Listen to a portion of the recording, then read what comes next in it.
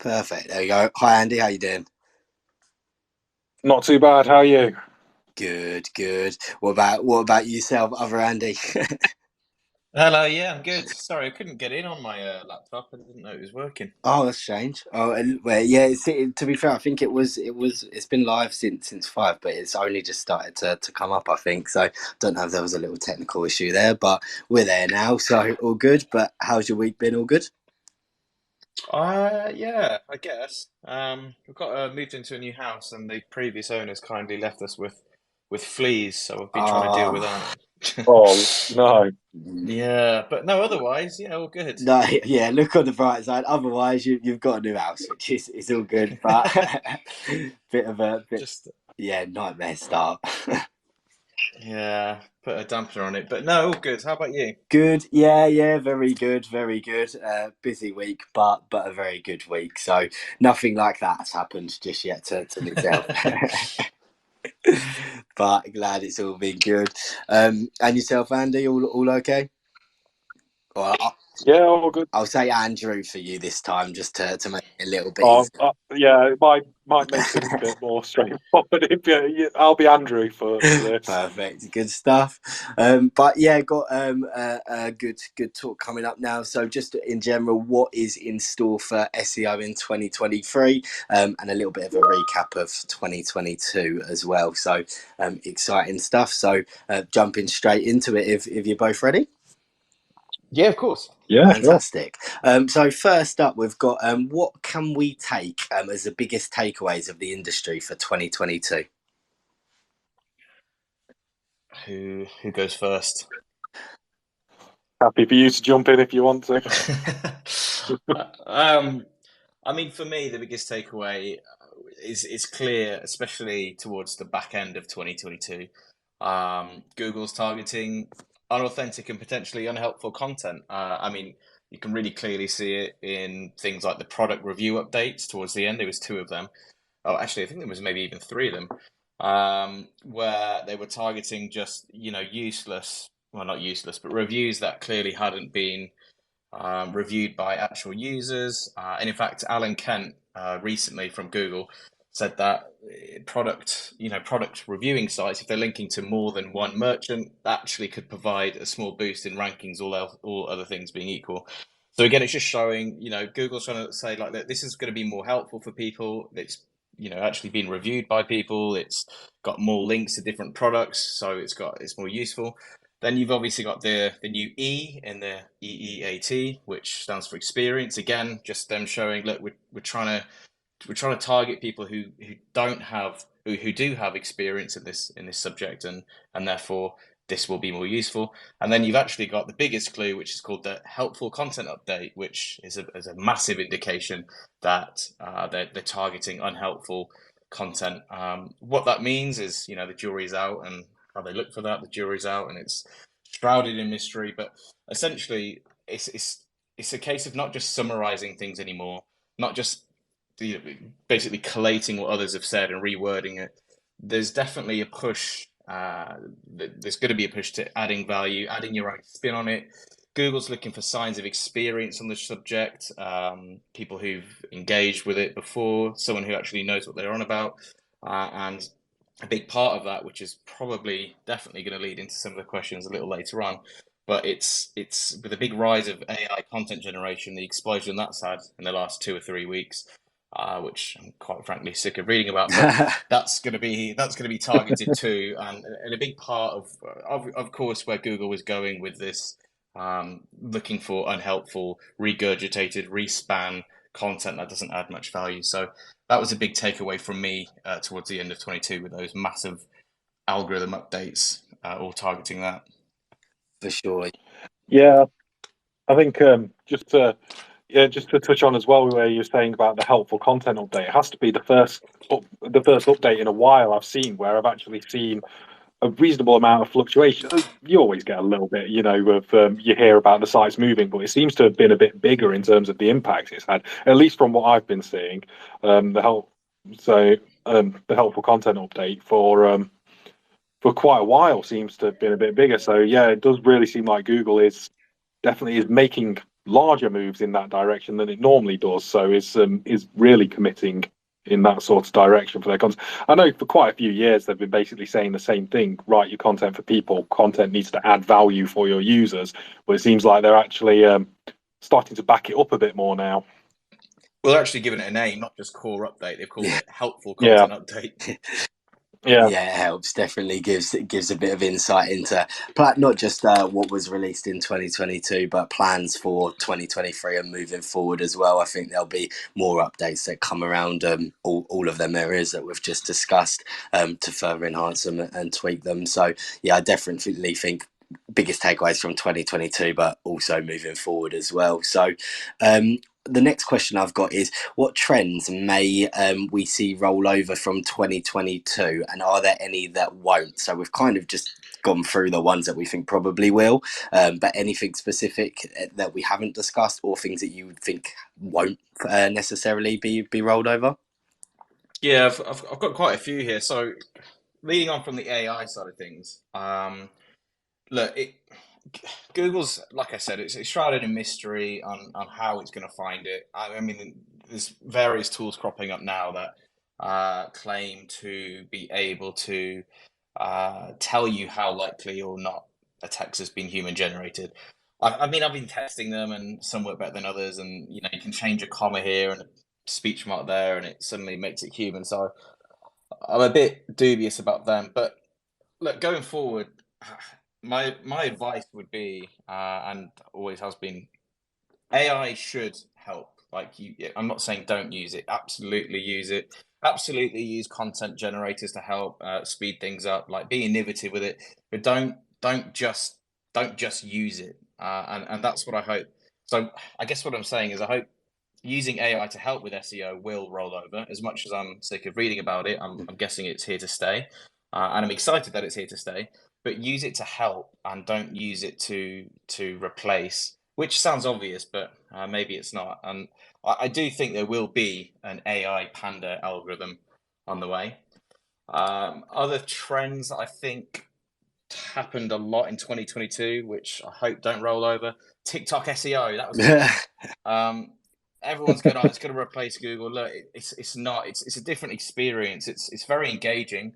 And if I'm looking for best bars in London, actually, I do go to TikTok to look at it, but I still will supplement that with a Google search just because of the maps, and I can see where I am, and I get other results there. So I'm hoping that doesn't roll over, that trend of people telling me that TikTok SEO is going to roll over.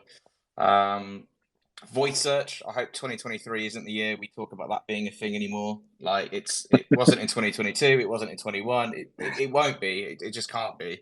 And I hope that doesn't roll Voice over. search has been the next. Sorry, voice search has been the next big thing for my entire career as an SEO. Still hasn't happened yet. So I'm hoping that doesn't roll over I hope that doesn't roll over again, ever. Another one, topical clustering and intent. That was big like 3 or 4 years ago. Then it went down, and that was big again this year. I mean, maybe I'm more attuned to it because we've recently created a tool that does topical clustering and intent. But I feel like all of a sudden, all these tools are cropping up that do the same thing, and everyone's talking about intent and topical clustering. It is important. Sites still need to align to intent, and you still need to establish your authority by creating these topical clusters. So I'm hoping that continues. I'm just hoping that we're the best tool for it. So they're my trends and things that I hope see roll over, and the ones that I hope don't see roll over. Nice. Yeah, so to touch on that as well, I think we're probably going to see a flurry of tools making use of AI claiming to do your SEO for you. So hopefully that won't be long-lived, but I suspect we're going to see a flurry of those, and how good they actually are, well, remain to be seen, although I'm not convinced yet.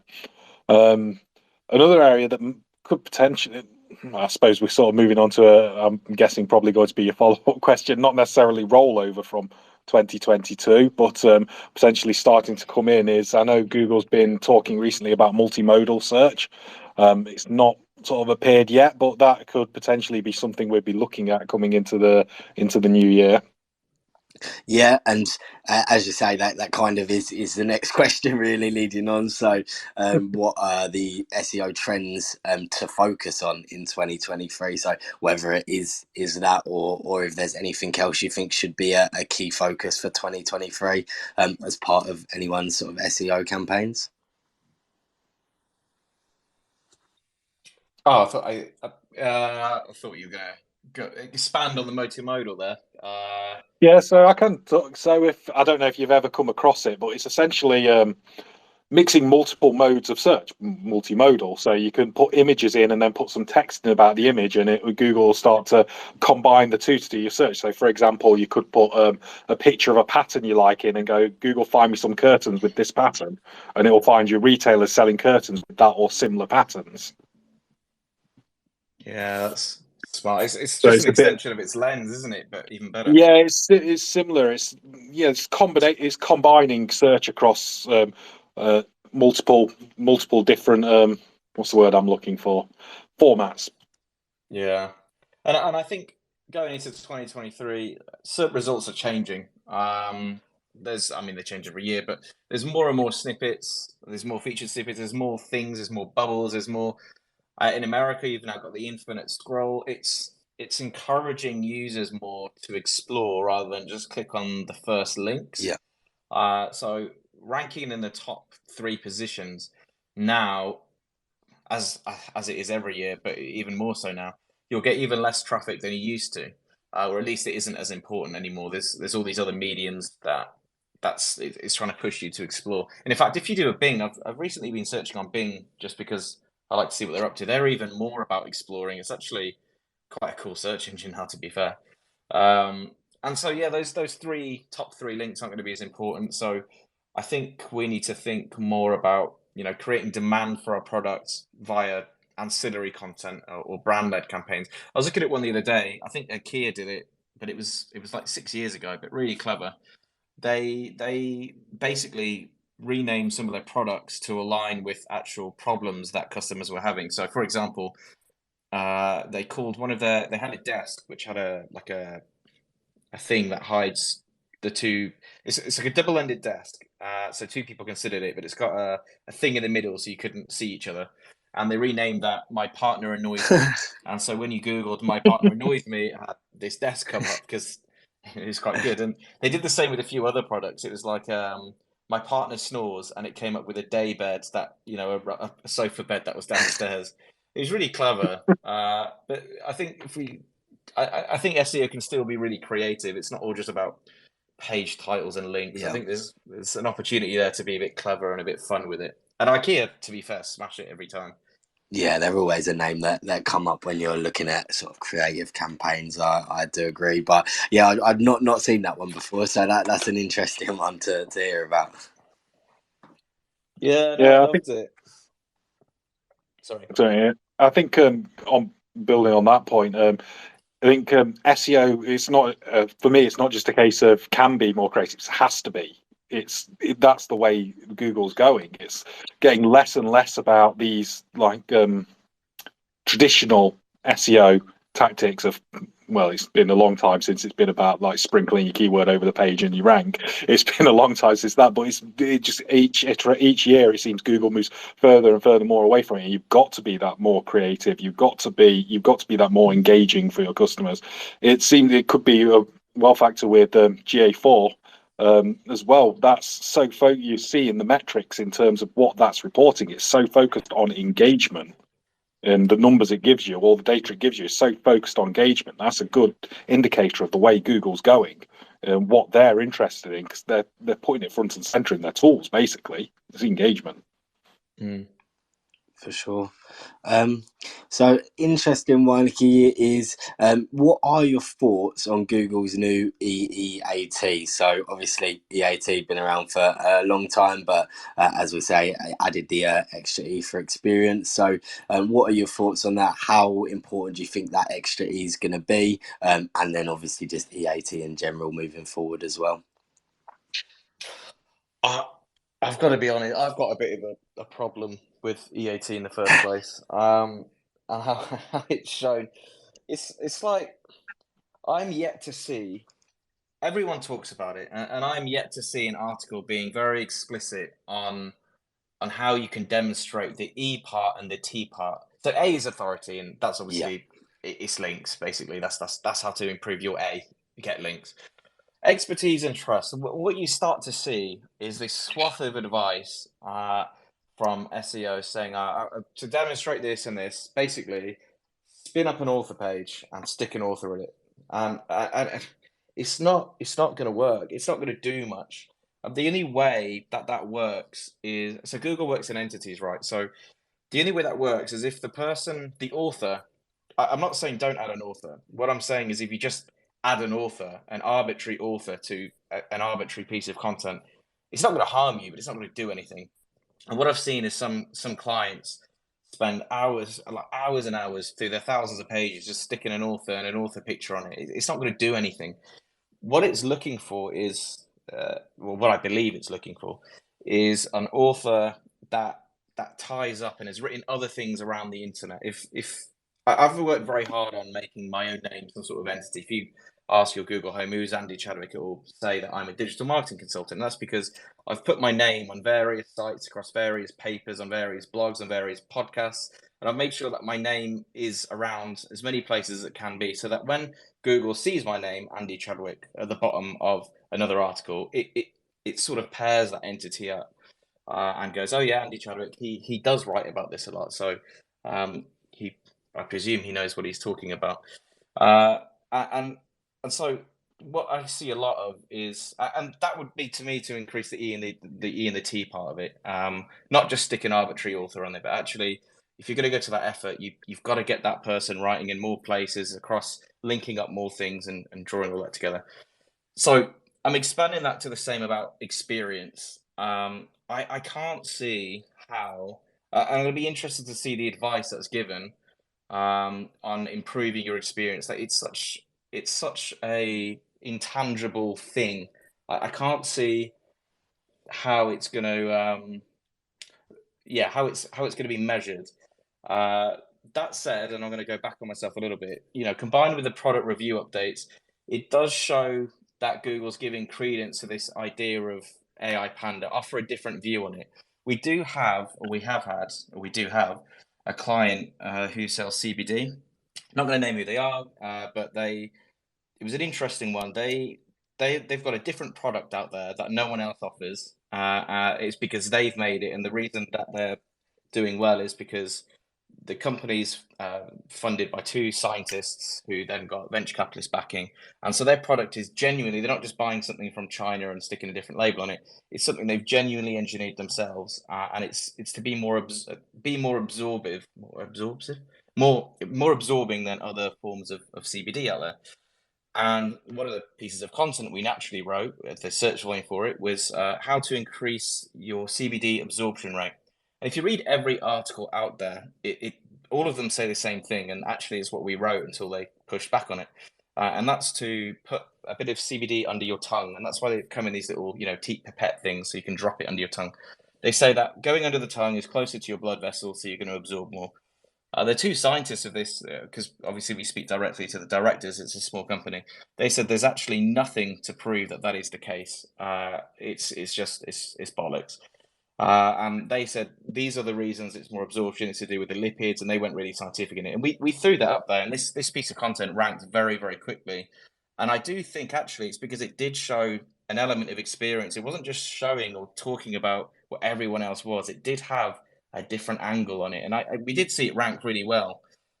So there are some things that I think you can push a degree of experience on it, but for an article, let's say that it's unanimously going to be the same. How to tie your shoelaces? Everyone ties it the same. I can't see how you're going to demonstrate experience, and I'm interested to see what the advice out there is going to be, because if it's going to be similar to the original EAT, which is stick an arbitrary author on there, I just don't think we're going to see much result from it. Does that make sense? I went on a bit of a diatribe there. Absolutely makes sense. Interesting to hear your thoughts. I don't know if you've got an opposed opinion, Andy, or if you feel the same. No, I think it's really well put thoughts, and yeah, I think the experience one's going to be interesting. I'd be quite surprised if this hasn't been sort of an unofficial factor for some time with Google.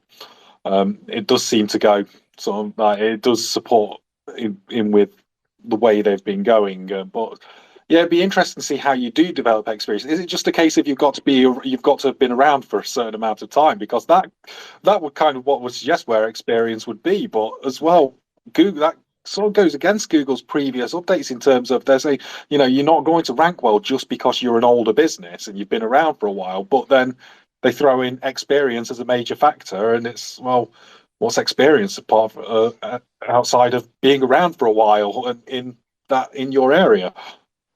Yeah, I'm concerned what we're going to start seeing is people just adding Andrew Chadwick 6 years at the bottom of an author bio and then think they're done with it. It's yeah. Yeah. I suspect Google will have to connect. So you can add that on, but Google will have to know about content that you've created 6 years ago as well. That will have to be in their Yeah. entity graph somewhere so they connect together. I suspect they're not just going to. Yeah, if you say, "Oh yeah, I've been working in SEO for 15 years," and then just go, "Oh well, you must be an expert."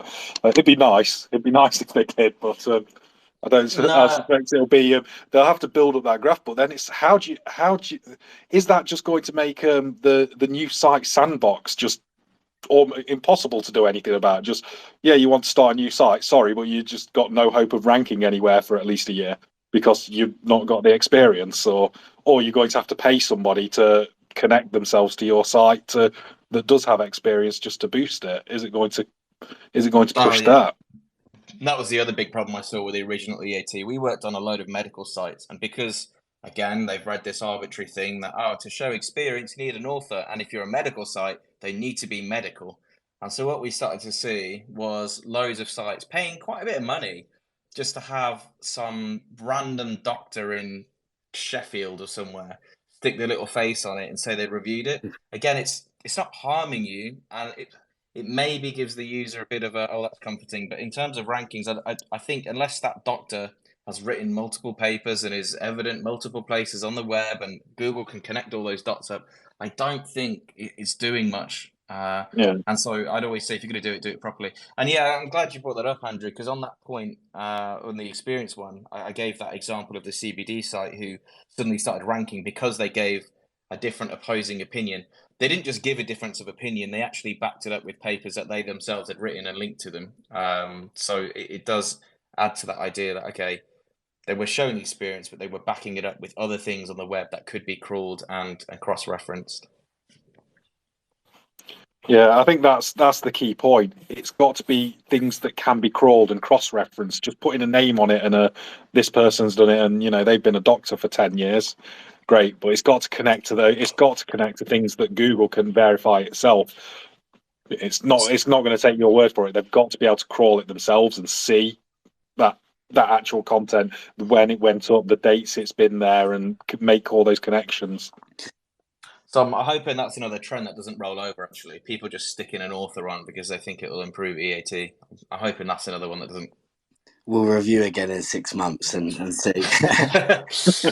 But yeah, no, very interesting points, and I have to say I do agree with you both. And well, similar to that question really, but how might it impact different? Oh no, sorry, missed one out there.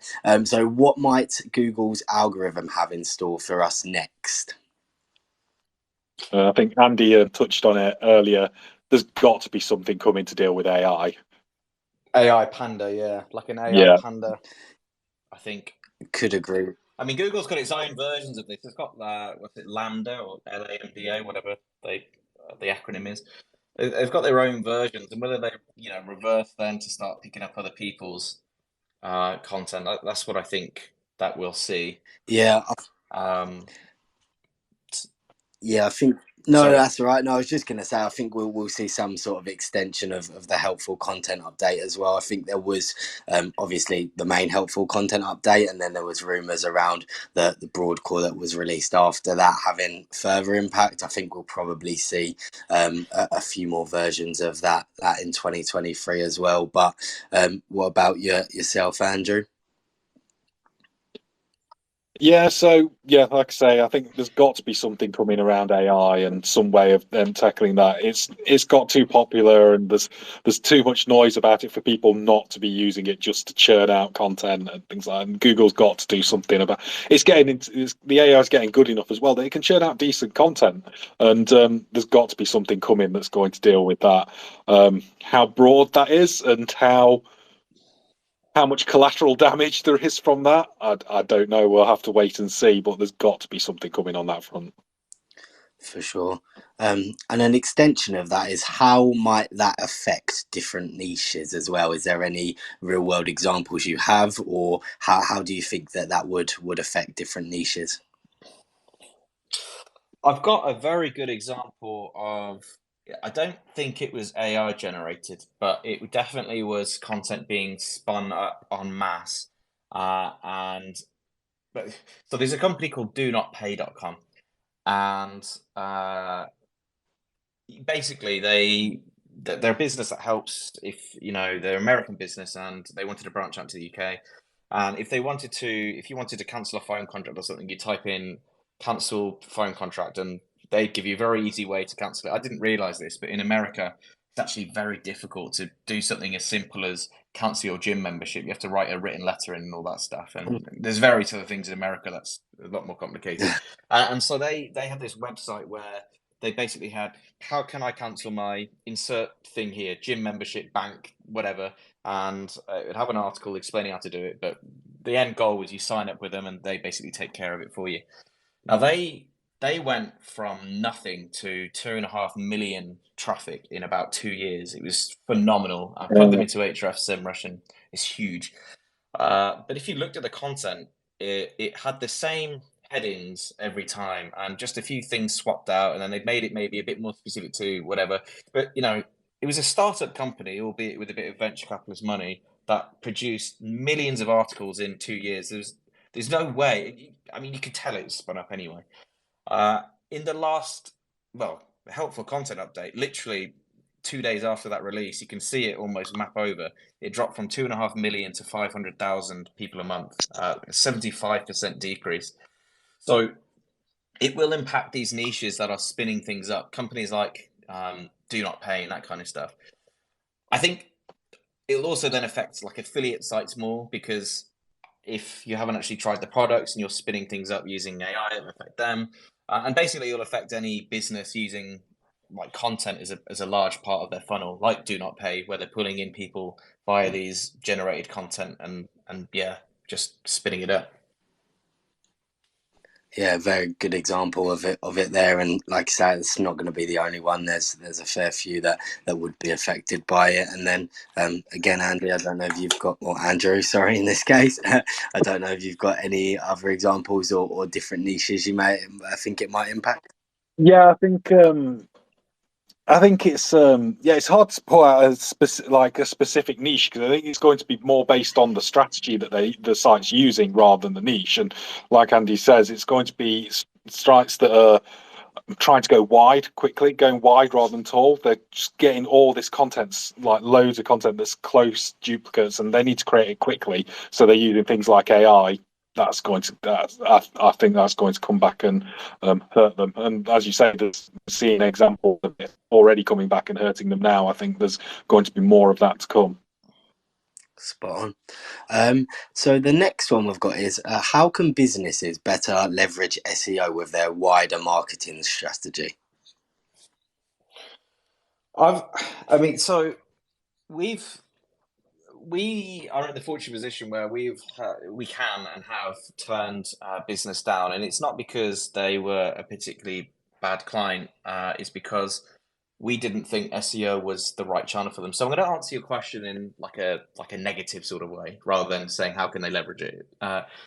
There's some businesses that are really, and they're normally B2B businesses with these really spurious and random products. We had one that sold basically underground cables to other businesses. Like, who on earth is Googling anything to do with that?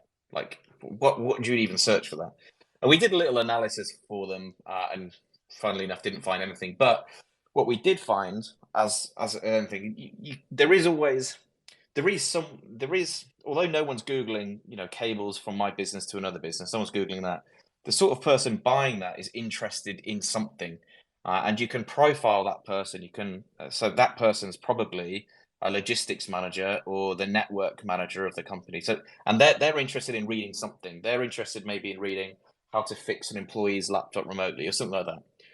So you can create content around that. And what we tell these particular clients, these ones where SEO isn't the right channel, what we say is, look, it's not going to convert for you, so please don't pay us as an agency because you'll be wasting your money. But what we can give you is a load of ancillary ideas. We can give you ideas that match the profile of the sort of people you want to target. And once you've got them on your site, you can be using SEO to make your other channels cheaper. So, for example, this B2B cable company, they're not going to sell directly via anything they write, but what they could do is have someone who's interested in networking land on their site. They now know, and then they can retarget them, on social channels for a lot cheaper than they're currently doing. Because at the moment they're just sort of profiling based off of some sort of audience that Facebook's made or whatever. Whereas now they can target someone who they know is interested in networking, so they can make that message slightly more targeted to them. And they've been on this site, so that they're familiar with the branding or whatever. So for me, especially for businesses where SEO isn't the right channel, and it's not always, it's normally weird B2B channels, you can be using it to make your other channels cheaper, which comes with a caveat. And that caveat is that it's becoming really difficult to track to track that, to make your other channels cheaper. Safari's blocking all these cookies and everything. So these type of businesses, or every business, should start to consider seriously spending a bit more money and getting server-side tracking implemented, and this should be a big priority for businesses going forward. And then they can use SEO to market to these tangential content ideas, get the users on there, and then retarget them on social by using server-side tracking to get around this issue of the cookies being blocked. Brilliant. And then Andy, I don't know if you've got, or Andrew, I don't know if you've got any add-ons to that.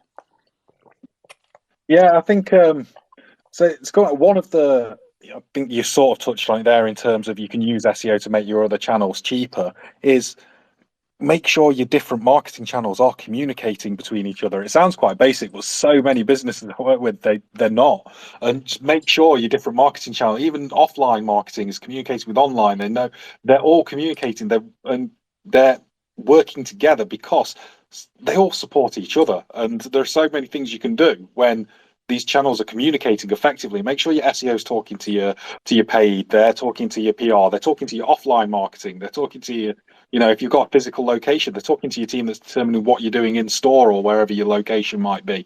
Make sure it's all being connected because it all works together. There's so many businesses that I've seen where, oh, we saw a massive spike the last couple of days. What happened? Oh yeah, we were running a load of TV advertising. Oh, great. It would have been useful to know about beforehand, so we could have done something with it. But make sure all your different channels are communicating, and it's even more important to make sure that's happening if you're using some external channels as well. It's not just in-house, you're using external channels. You've got to make sure you're communicating with them, you're getting communication from them regularly. If you're using multiple channels, they're all communicating together because you've got to all support each other. Yeah, well, not a lot of the time, but sometimes, you'll be talking to, we're doing this, okay, it doesn't really affect me. But the times it does, you need to make sure they're aligned. Yeah, exactly. I think it's important if you've got your sort of goals for the end of the year or for Q1, Q2, making sure all of your marketing channels are on sort of the same page with it, similar to what you were just saying there. But whether that's a meeting at the beginning, if you're using an agency, or if it's in-house, a meeting at the beginning of the set goal, then it's important to be able to understand that, to make sure you're working on the same page. Like you say, it might not always be the case that it's going to help, or they're going to help each other with the goals, but if you're working together with each of the channels that you're targeting, you're going to get better results at the end of the day. So 100% agree with that as well. So the next one we've got is in what ways can businesses plan for the year ahead when it comes to getting their SEO strategy on point? I mean, For me, it's an education piece we've been given to a lot of our clients lately, but it's knowing and understanding and basically managing stakeholders. The key stakeholders of the business need to know what their stuff is doing. So aside from the obvious, like if you're an e-commerce site, the page that sells mattresses needs to rank and sell mattresses. That's obvious. But if you're doing this idea of this tangential content, this other content that basically leads people in. So what we do is we tier our content. So we've got tier 3 content, and this is content that's got loads and loads of volume, but it won't necessarily, well, probably definitely won't convert. So if you're a mattress company, it's like what's the best size bed or something. It's not going to convert at all, and we call that tier 3, and we make it clear to the stakeholders this piece of content isn't designed to convert, but what it is going to do, and the KPI we're going to track, is how many people we send from tier 3 to tier 2 content. And tier 2 content is a bit more aligned. What let's say you're this mattress company again, it might be most comfortable mattress this year, and so this tier 2 content, still the KPI might be to convert, and you might get a few conversions, but it's designed to push people into the tier 1 piece of content, and the tier 1 is the one that will convert. It's which is the best model of mattress, this or this, and so it's basically having an idea in your head, that understanding what every little thing you do is doing. So because we see a lot, oh yeah, just getting traffic is a vanity metric, and it is if you just threw up a bit of content without any goal about what it's meant to be doing. But if you're clever with calls to actions on that vanity piece of content, or you're clever with pop-ups, like when you're scrolling off of this piece of content, a little pop-up comes. If you're clever with them, you can drive more people to view another piece of content, and those are the ones you start trying to get them to convert on. So we measure.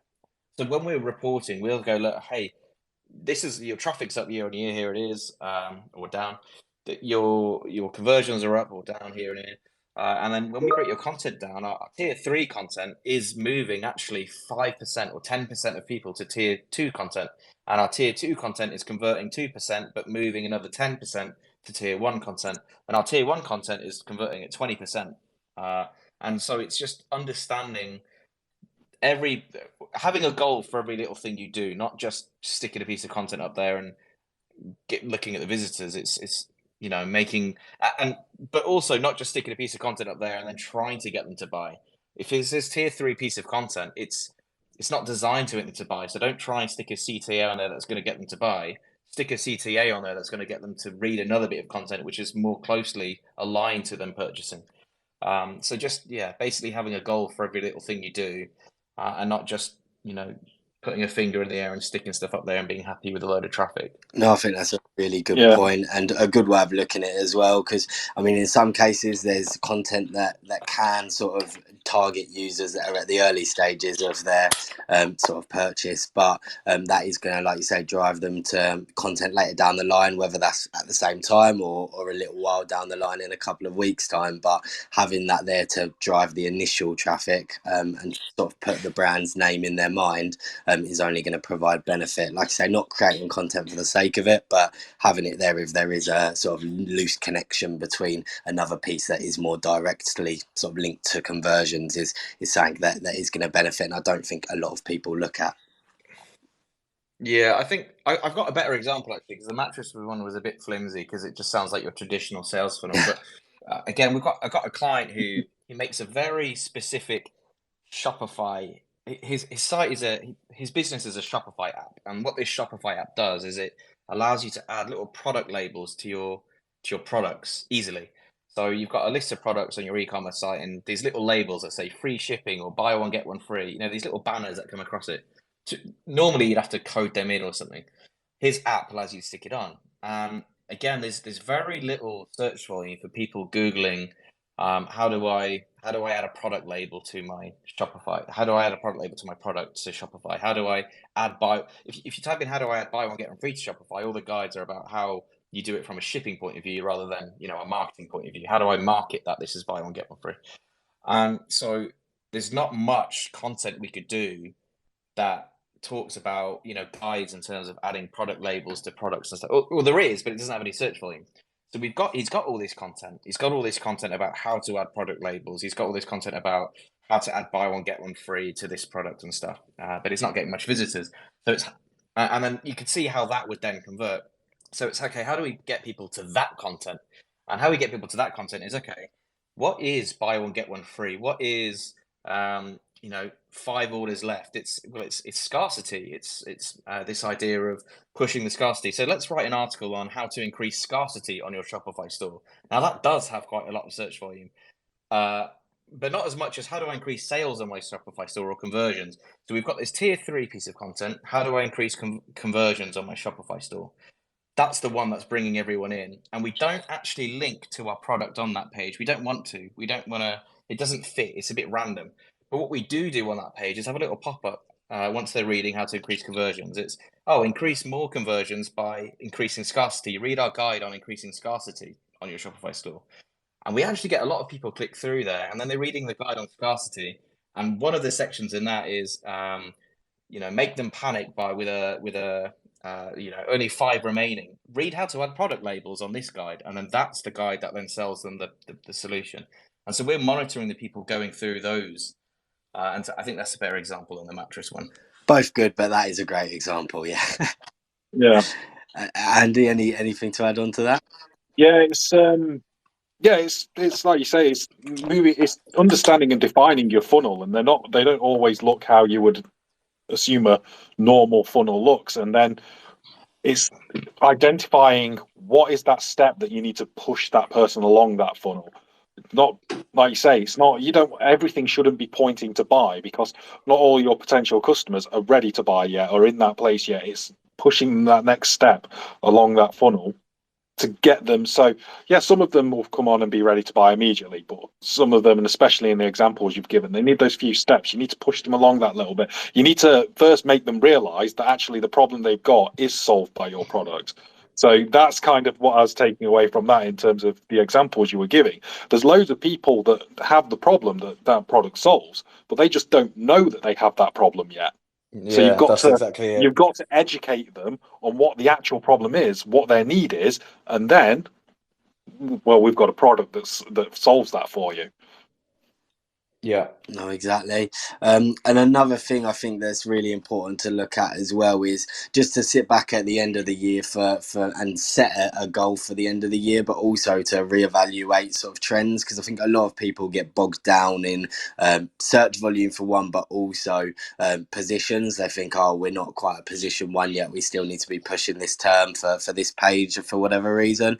But trends change all the time, especially over the last couple of years with everything that's gone on. So sitting back, evaluating and seeing, is this still the best thing to be targeting? And obviously speaking to the director of the business and getting them business goals in line as well is going to help you put together a better strategy, really, and not just, like I say, stick to what you're doing and focus on a set thing. It might still be the right way to go, but it's always good to, like I say, take a look at the trends and what's actually going to be more beneficial for that business to target over the next 6 months or a year.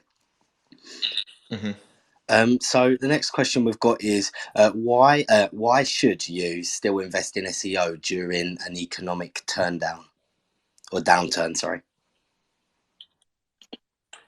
I mean, you go, Andrew. Sorry. I'm sorry. I was going to say. Well, it's SEO. It's a marketing channel, and during an economic downturn, it's pretty much your business or your industry at least is probably going to be shrinking, at least in terms of the amount of money available in it.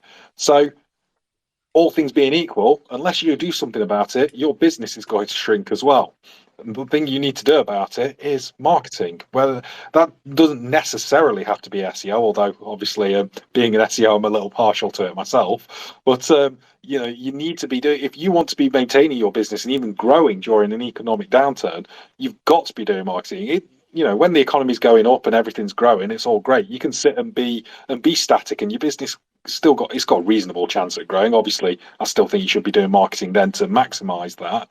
But especially in an economic downturn, everything's shrinking. The pie's getting smaller, and your slice of it's getting smaller with it. If you want to keep that same size slice of pie, you've got to be doing something about it to You've got to make your slice bigger in relation to the rest of the pie, and you do that with marketing. And like I say, SEO, it's a marketing format. And then yeah, for me, I think unlike paid channels, SEO compounds. So if you spend all that money to get into position one, all things being well, and you haven't, spaffed your way up there or done something weird and wonderful to get there, or done something that you shouldn't have done to get there, that you tend to stick around there for a long time. And once you've paid that money, you're there, right? And so the revenue you're getting from being there starts to compound. It's not like a paid where the minute you stop, it turns off. That 50 grand you've invested to be in position one over 2 or 3 years that you remain in position one just keeps getting bigger and bigger. So that would, for me, be why you should invest during SEO over paid channels in a downturn. Because if orders are down anyway, you may as well invest in a channel where it's got more longevity. Again, like I said, all things being well and you've done a good job of it, you'll stay there, but that isn't always the case. But if everything's done well, it compounds, unlike paid channels. Yeah, spot on to exactly agree with what you're saying. Obviously, when it is a bit quieter for your business and trends are down, you want to be focusing on being in the best position possible for when they inevitably return. But if you are, targeting other channels, not saying it's not the right thing to do, but if you're obviously targeting other channels when it is quiet, once it's turned off and that's it, then your return on investment over that period of time may not be as good as obviously the growth that you receive from doing organic marketing effectively. But like I say, I agree with what you've said there completely. And then the last question that we've got is, what is your advice for any business that's just starting to focus on their SEO? I think for me, I hate using it obviously, but it depends on the budget. Like for the question, is it new business? Is it old business? It depends on the budget. Yeah. But I guess in the short term, if I was to broadly answer that, and it sounds really obvious, but I'll give you an example of why it might not be. Focus on the pages that's going to drive revenue. It sounds really obvious, but look, coming back to this idea of intent, the intent isn't always what you think it will be. So there's let's take the example of CBD oil. We've had clients try and rank for CBD oil with a transactional page, and it's different from country to country as well, which is really interesting. But CBD oil, if you Googled that word, you would see, I think in the UK anyway, maybe 8 out of the top 10 results are actually informational. Yeah. It's what is CBD oil? Is it healthy? What are the health benefits? So a company starting a CBD and trying to rank that with a transactional page is wasting their money. So it's trying to work out what the actual intent is, and you can't do that just by looking at the keyword like you used to. There's all these scripts, right? And you can use Python or an Excel, and it looks for these modifiers. If it says buy CBD oil, then it's transactional. If it's just really short, like CBD oil, it's also transactional. It's not that simple, and the results don't look like that. So it's actually just making sure the keywords you're going after do rank with the sort of pages you think they do, and then focusing on the ones that will drive you the revenue the quickest. Definitely agree. Yeah, like you say, easiest way to do that, obviously do your keyword research and then see what Google's pulling up for it, and it'll give you a good understanding of if that is going to be relevant and if it is actually going to be a term that's going to drive search volume. Because CBD oil, perfect example. I've seen that with a CBD client ourselves, where we're looking at CBD oil years ago now, and it's sort of towards the beginning of the campaign, and there was a few more sort of actual sort of e-commerce sites coming up at that point, but still heavily informational based, and since then I think, like you say, pretty much the whole of page one is informational based for it. So it's a really good point, and I think something that every business should take into account when starting. Yeah, I think building on that, it's kind of be prepared to let go of your preconceptions. So many businesses I started working with, they come in, I want to rank for this term. Why? Because that's my main term. But how do you know? How do you know that's going to bring you the right customers? It's just the name of a an industry, a niche. It's like, how do you know that's not necessarily going to be driving the right people? So be prepared to actually forget that. Hey, it's nice to rank for, every business has got that one keyword that they would absolutely love to be number one for. It's nice to rank for that, but make sure you're going after the ones that are going to bring you the traffic, that are going to bring you the traffic, the right traffic, not just traffic, the right traffic, people that are interested in what you're offering. Make sure you're getting those right keywords to start with. Then, by all means, later down the line, you can start expanding out and going broader. But definitely when you're starting, it's got to be the ones that are going to give you that return, and that return that bit quicker. So it's got to be those, as we were talking about the funnel earlier, you want to be focusing on those bottom of funnel people first, and then moving out broader. But wider in terms of businesses just starting, assuming brand new businesses just starting, so many businesses miss the basics. Make sure you've set your goals down, and make sure you're evaluating them and you're getting the delivery that you want. And if you're not, change what you're doing. Be realistic about how long it's going to take as well. Allow time to actually work and build it. Obviously, you don't want to be investing for a year and getting nothing out of it, but allow some time for it to build. There's so many businesses I've worked with in the past where, they're like, it's the second week, why haven't tripled my sales yet?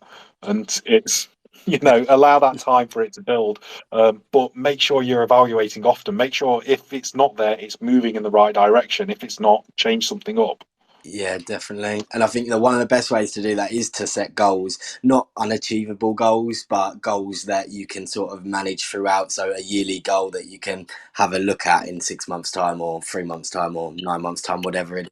Yeah, And and reevaluate your goals over time. exactly. Don't just set your goal and then for a year's time and then just as you learn more, as the market changes, as the economy changes, it all doesn't stand still. In 6 months' time, it might be a case of you look at that and think, well, actually, we were being a bit ridiculous there. Let's lower it a bit, make it something a bit more.